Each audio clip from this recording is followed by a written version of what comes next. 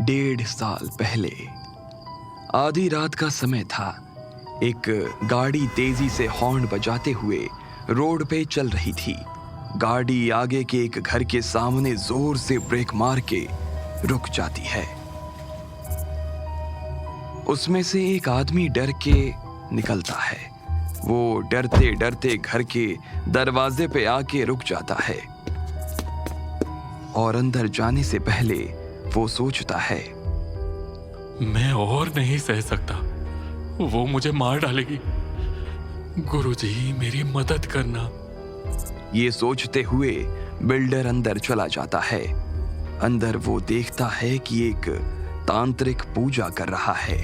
उन्हें पूजा में देखकर बिल्डर एक जगह बैठ जाता है। थोड़ी देर बाद वो तांत्रिक आंखें खोल के बिल्डर को देखता है। तांत्रिक की आंखें खुली देखकर बिल्डर डरते हुए बोलता है, गुरुजी, गुरुजी, एक आत्मा मुझे और मेरे परिवार को सता रही है, मुझे मारने की कोशिश कर रही है। आपको ये घर देते वक्त आपने मुझे वचन दिया था ना कि आप इस घर के बदले में मुझे एक मुश्किल से बचाएंगे। गुरुजी, अब मुझे और मेरे परिवार को आपकी जरूरत है। वहां ना तो विला कंस्ट्रक्शन टाइम पे हो रहा है और जो मजदूर काम करने आते हैं उन्हें भी वो आत्मा भगा देती है। न काम हो रहा है न मन की शांति है, जीना आराम कर दिया है। तूने जो किया उसका मूल्य तो तुझे चुकाना ही पड़ेगा, लेकिन मैंने तुझे वचन दिया था और उसके बदले में मैं तुम्हें बचाऊंगा। ये बोल के गुरुजी उठ के 4 तावीज लाते हैं और मंत्र पढ़ते हुए एक तावीज बिल्डर के हाथ में बांध देते हैं। ये लो, बाकी के तुम्हारे घर वालों को बांध देना। कोई आत्मा तुम्हारा कुछ नहीं कर सकती, लेकिन याद रहे, अगर ये तावीज खुल गई तो वो आत्मा फिर से सताने लगेगी। आपका बहुत बहुत धन्यवाद। मैं अभी जाके बाकी के तावीज अपने घर वालों को बांध देता हूँ और ख्याल रखूंगा कि कोई इसे कभी ना उतारे। गुरुजी के पैर छू के बिल्डर उठ के चला जाता है। आज का दिन। हेलो सुधीर, मैंने तुम्हारी जो ताऊजी, मैं एकांश बोल रहा हूँ। आप रुकिए, मैं अभी पापा को फोन देता हूँ। शैलेंद्र ताऊजी का अचानक से उस रात को 3 बजे फोन आया। उनकी आवाज से साफ साफ पता चल रहा था कि वो बहुत डरे हुए थे। पापा, ताऊजी का कॉल है, आपसे बात करनी है उन्हें। पापा एकदम से सोच में पड़ गए। उन्होंने फोन लिया। हेलो, हाँ भैया। सुधीर, मैंने तुम्हारी जो जमीन जिसे मैंने इतने सालों से अपने कब्जे में रखा हुआ था, तुम मुझे उसकी कीमत बता दो। मैं हर्जाने के साथ एक एक पैसा सुबह ही तुम्हें कहीं से भी इंतजाम करके चुका दूंगा, या तुम अपनी जमीन के कागजात कल सुबह ही आकर ले जाओ। ठीक है भैया। पापा सोच में पड़ गए कि इतनी रात को ताऊजी ने जमीन को लेकर कॉल किया। अचानक उन्हें क्या हुआ? लेकिन पापा को यह बात थोड़ी ना पता थी कि वो कॉल ताऊजी ने खुद की मर्जी से नहीं किया था, बल्कि पिछली 2 रात उनके साथ जो हुआ उस वजह से किया था।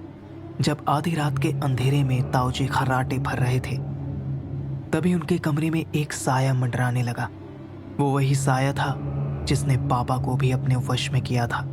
शैलेंद्र, मैं पता नहीं है तुमने क्या किया है। तुम्हें जमीन के बदले जान देनी पड़ेगी। शैलेंद्र, अब तुम्हें कोई नहीं बचा सकता।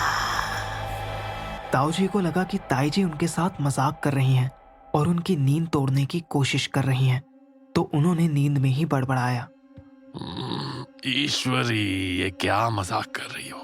सोने दो मुझे, ये कोई मजाक करने का वक्त है। ताऊजी ने अपनी आंखें खोली और तुरंत ही ताईजी को देखा। ये क्या? ईश्वरी तो गहरी नींद में सो रही है। शायद कोई वहम होगा। तभी वो दूसरी ओर पलटे तो अचानक उन्हें हवा में लटके पैर नजर आए। वो पैर सामने की ओर नहीं बल्कि पीछे की ओर मुड़े हुए थे। पैरों की नसें एकदम लाल रस्सी की तरह दिख रही थी, जैसे पूरे पैरों को बांधा हुआ हो। इतना देखकर ही ताऊजी कांपने लगे। मैं जरूर कोई सपना देख रहा हूँ। ये किसके पैर हैं? तभी अचानक उन्हें एक आवाज सुनाई दी। तुम्हें वो जमीन या फिर पैसे कल सुबह होते ही लौटानी होगी, वरना उसका अंजाम अच्छा नहीं होगा। अगर तुमने ऐसा नहीं किया तो मैं तुम्हें और तुम्हारे परिवार को बर्बाद कर दूंगी। इतना कहते कहते उसने अपना चेहरा ताऊजी के चेहरे के सामने रख दिया और उसकी आंखें बस ताऊजी की आंखों को देख रही थी। ताऊजी ने देखा उस काले साए की आंखों से खून के आंसू टपक रहे थे। उसके लंबे घने खुले बाल उसके चेहरे को ढक रहे थे और उसके होठों पे इतनी डरावनी हंसी थी कि उसे देखकर कोई भी डर के मारे कांपने लगे। अगर तुमने मेरा कहना नहीं माना तो उसका अंजाम अच्छा नहीं होगा। मैं तुम्हें और तुम्हारे परिवार को बर्बाद कर दूंगी, बर्बाद कर दूंगी मैं। ताऊजी तो बस सोच रहे थे कि किसी भी तरह से वो वहां से भाग जाए या ताईजी को उठा दे, लेकिन वो इतना डर गए थे कि उनके हाथ और पैर दोनों एकदम सुन्न पड़ गए थे और वो बहुत कुछ बोलना चाह तो रहे थे, लेकिन उनके मुंह से एक शब्द भी नहीं निकल पा रहा था। कौन हो तुम? तुम्हारा उस जमीन से क्या नाता है?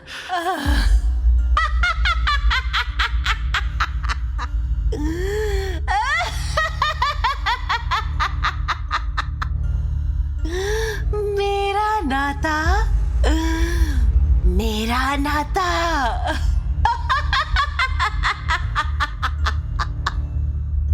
मेरा नाता उस जमीन से नहीं, उस परिवार से है जिसकी जमीन तुमने अपने पास सालों से हड़प रखी है।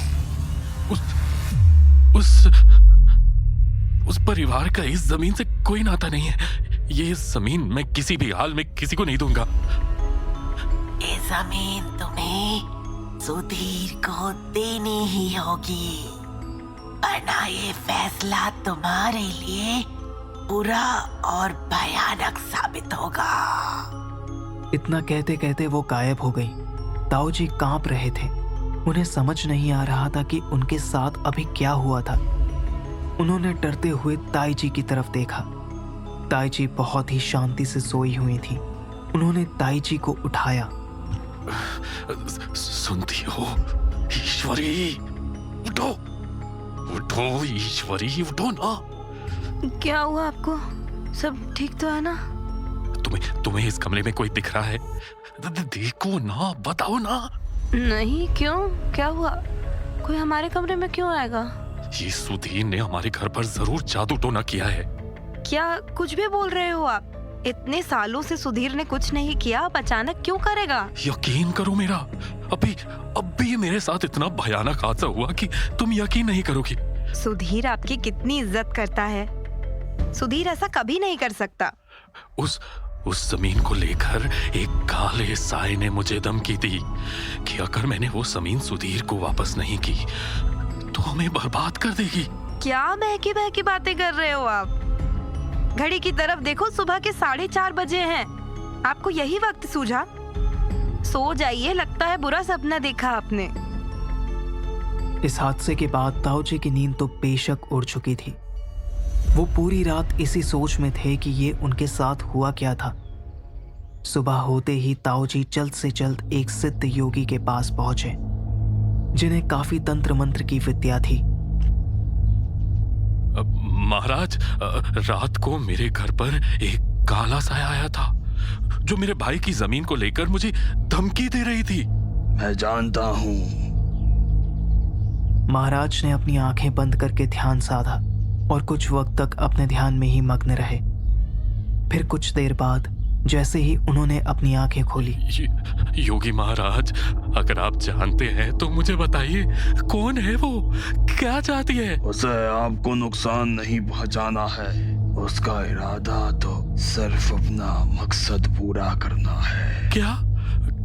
कैसा मकसद? मैं तो बस आपसे इतना ही कहना चाहूंगा कि जैसा उसने कहा है वैसा कर दीजिए।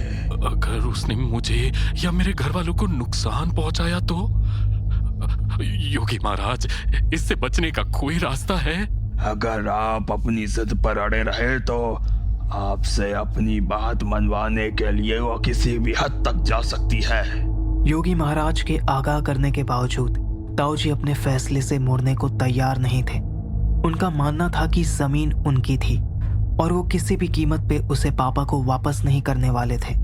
ताऊजी किसी तरह घर वापस लौटे। उन्हें उस साई के आने का इतना डर था कि सूरज डूबने के पहले ही उनके घर के मंदिर के सामने जाकर वो सो गए। लेकिन जैसे ही आधी रात बीती, उन्हें अचानक ऐसा लगा जैसे कि कोई उनके सिर के पास खड़ा है। उन्होंने धीरे से अपनी आंखें खोली। उन्हें फिर से वही पैर हवा में लटके हुए दिखाई दिए। ईश्वरी, उठो ईश्वरी।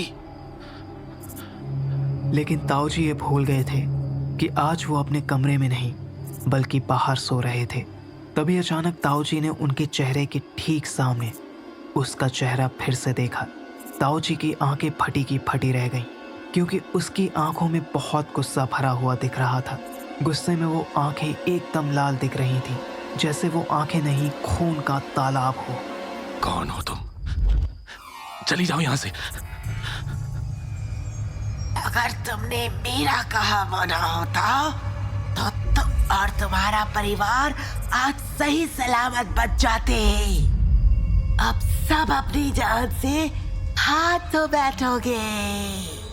इतना सुनते ही ताऊजी ने बाहर भागने की कोशिश की, लेकिन जैसे ही उन्होंने अपना पहला कदम बढ़ाया, उनका पैर वहीं के वहीं जम गया। वो उसके बाद एक भी कदम नहीं बढ़ा पा रहे थे। ऐसा लग रहा था कि किसी ने उनके पैर जंजीर से बांध दिए हों और धीरे धीरे उनका पूरा शरीर हवा में उड़ने लगा। वो अपने ऊपर काबू नहीं कर पा रहे थे।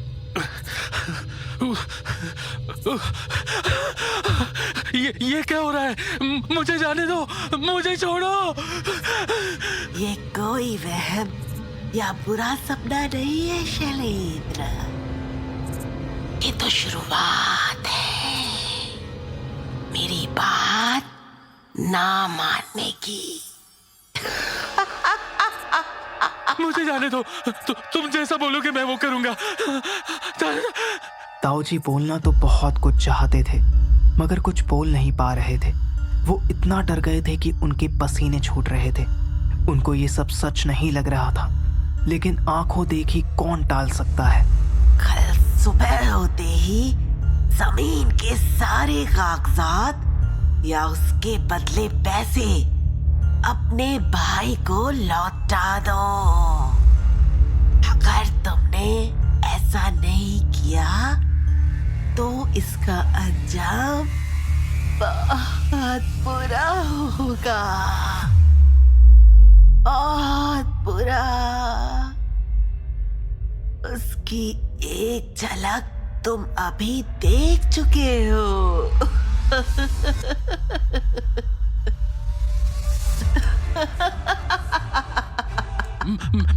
मैं सुधीर को जो भी चाहिए दे दूंगा, मुझे छोड़ दो। ताऊजी के ये बोलते ही अचानक वो जमीन पर गिर पड़े और वो साया भी वहां से गायब हो गया। ताऊजी ने फिर बिना देर किए सीधे फोन उठाया और कॉल लगा दिया। ताऊजी ने पापा को उस काले साए के बारे में कुछ नहीं बताया और जमीन के बारे में बात करके कॉल रख दिया। जैसे ही कॉल पर बात खत्म हुई, पापा के चेहरे पर तो चिंता और खुशी दोनों साथ साथ दिख रही थी। वो बिल्कुल हक्के बक्के रह गए थे। लेकिन दूसरी ओर ताऊजी की हालत ऐसी थी जैसे किसी ने उनके अंदर से उनकी जान खींच ली हो। वो सुन पड़ गए थे। ताऊजी से बात करके जैसे ही पापा अपने कमरे में पहुंचे। क्या हुआ? इतनी रात गए? किसका फोन था? वो शैलेंद्र भैया का फोन था। भैया? वो भी इतनी रात को? सब ठीक तो है ना? हाँ हाँ, वो जमीन लौटाने की बात कर रहे थे। जमीन को लेकर इतनी रात गए कॉल? हाँ, और तो और उनकी आवाज से ऐसा लग रहा था जैसे वो बहुत बीमार है। ये आज आपके भैया को अचानक क्या हो गया? सालों से जिस जमीन की वजह से हमसे कभी ठीक ढंग से बात नहीं की, आज अचानक इतनी रात को उस जमीन को वापस करने की बात कर रहे हैं। पता नहीं, अचानक ये सब। मैं भी हैरान हूँ, कहीं कुछ। एकांश अपने रूम में अकेले लेट जाता है। पिछले 2-3 दिन से क्या हो रहा है उसके दिमाग में वही चल रहा था। उस विला के बारे में सोचते सोचते उसकी आंख लग गई, मगर उसको अंदाजा भी नहीं था कि वो आत्मा और क्या करने वाली थी।